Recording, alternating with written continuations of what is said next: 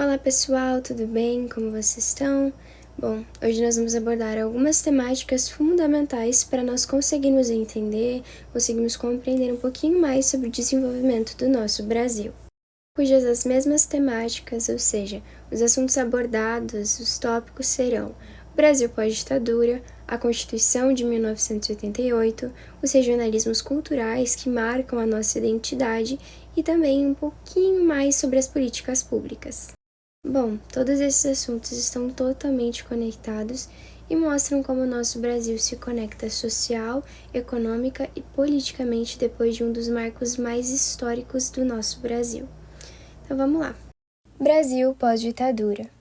Para entender o Brasil de hoje, precisamos voltar ao final da ditadura militar, que durou de 1964 a 1985. Esse período foi marcado por censura, falta de liberdade política e perseguição a opositores. Mas a partir do final dos anos 70, começou um processo de abertura chamado de extensão, que foi uma transição lenta para a democracia. Nos anos 80, a população passou a participar mais fortemente da vida política. Surgiram diversos movimentos sociais exigindo liberdade, eleições diretas e direitos civis. Um dos momentos mais marcantes foi o movimento Diretas Já, entre 1983 e 1984, que exigia a volta das eleições diretas para presidente. Quando a ditadura chegou ao fim, o Brasil enfrentou muitos desafios. O país tinha uma economia instável com inflação altíssima, além de desigualdades sociais e regionais muito grandes. A população buscava mudanças profundas.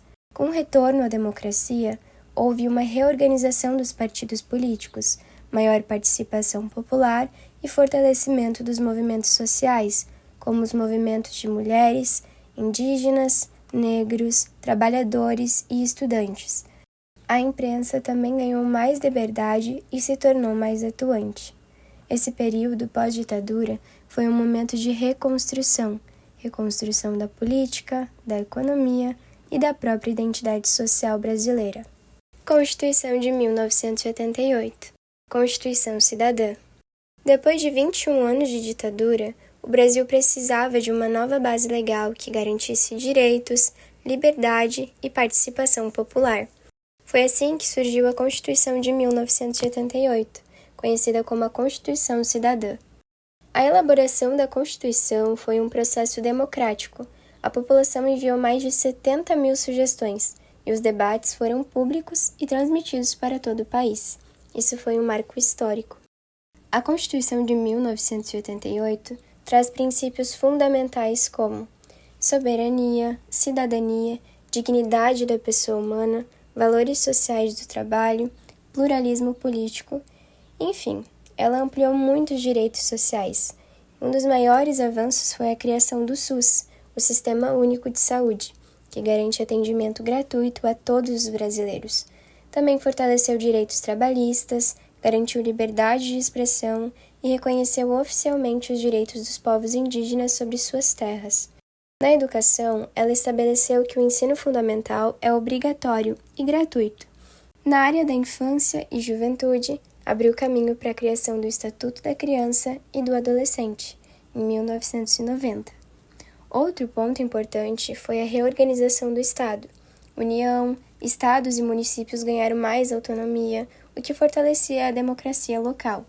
Finalmente, as eleições diretas para presidente, governadores e prefeitos foram reestabelecidas. A Constituição de 1988 foi um marco porque devolveu ao povo brasileiro o direito de participar e decidir o futuro do seu próprio país. Regionalismos culturais. O Brasil é um país gigantesco e extremamente diverso. Então, quando falamos de regionalismos culturais, estamos falando das características culturais que diferenciam e, ao mesmo tempo, enriquecem cada região. Cada região do Brasil possui um modo próprio de falar, viver, se alimentar, festejar e se relacionar.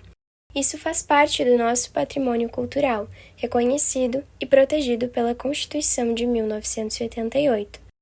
Alguns exemplos que nós podemos ver é que, no norte, é uma região marcada pela influência indígena e pela cultura amazônica, danças como o carimbó, culinária como açaí, peixe, tucupi e festivais como o Círio de Nazaré fazem parte da identidade local.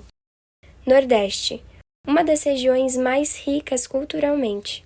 Temos o forró, o frevo, a literatura de cordel, o maracatu e festas como São João e o Carnaval de Olinda. É uma região forte também na culinária, como cuscuz, carne de sol e tapioca. Região Centro-Oeste. Tradicionalismo pantaneiro, músicas sertanejas de raiz, influência indígena e festas como a Festa do Divino. A culinária inclui arroz com pequi e churrasco pantaneiro. Sudeste. Região mais populosa, marcada pela mistura cultural. Temos o samba, o funk, o congado e forte influência da imigração italiana, japonesa e árabe. São Paulo e Rio de Janeiro são centros culturais mundiais. Região Sul, sendo uma região com tradição europeia marcada, especialmente italiana e alemã. Destaca-se o chimarrão, danças típicas gaúchas e festa como a Oktoberfest de Blumenau. Os regionalismos mostram que não existe um Brasil único, e sim vários Brasis convivendo, dialogando e se complementando. Essa diversidade é uma riqueza nacional e precisa ser reconhecida, respeitada e valorizada. Políticas públicas. Agora que nós entendemos o Brasil pós-ditadura, a Constituição e os regionalismos culturais, entra o tema das políticas públicas, que são fundamentais para garantir que os direitos da Constituição cheguem de fato à população. Políticas públicas são ações e programas criados pelo governo para resolver problemas e melhorar a vida da população. Elas podem existir em áreas como saúde, educação, cultura, transporte, segurança, assistência social e muito mais. Alguns exemplos importantes na saúde é o SUS. É uma política pública criada a partir da Constituição. Ele garante vacinação, atendimento em postos de saúde, hospitais públicos, campanhas de prevenção e muito mais. Na educação, a obrigatoriedade do ensino fundamental, programas de merenda escolar, transporte escolar e expansão de universidades federais fazem parte das políticas públicas educacionais. Assistência social. Programas como Bolsa Família, CRAS e serviços de proteção a crianças e idosos são políticas que ajudam famílias em situação de vulnerabilidade. Cultura. O apoio a projetos artísticos, preservação de patrimônios históricos e incentivo a manifestações regionais permitem que a cultura floresça. Infraestrutura e mobilidade. Construção de estradas, melhoria no transporte público, saneamento básico e iluminação são políticas que afetam diretamente o cotidiano das pessoas. As políticas públicas dependem de planejamento, orçamento, participação da sociedade e fiscalização. Elas também precisam considerar as diferenças regionais do país, porque cada região tem sua necessidade e desafio específico. Assim, políticas públicas são essenciais para transformar os direitos previstos na Constituição em realidade. Bom, então depois de tudo isso, fica claro como os temas estão ligados.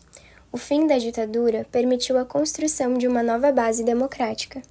Essa base se materializou na Constituição de 1988. A Constituição reconheceu o Brasil como um país diverso, com vários regionalismos culturais.